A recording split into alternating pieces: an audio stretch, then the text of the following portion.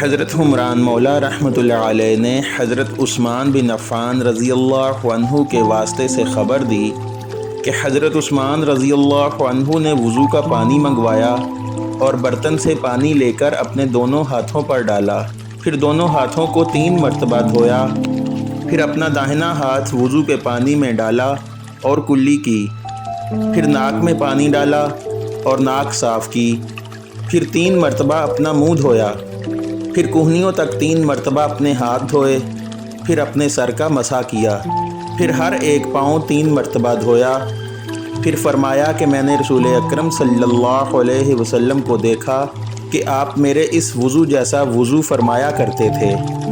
اور آپ صلی اللہ علیہ وسلم نے فرمایا کہ جو شخص میرے اس وضو جیسا وضو کرے اور حضور قلب سے 2 رکعت پڑھے جس میں اپنے دل سے باتیں نہ کرے تو اللہ تعالیٰ اس کے پچھلے تمام گناہ معاف کر دیتا ہے۔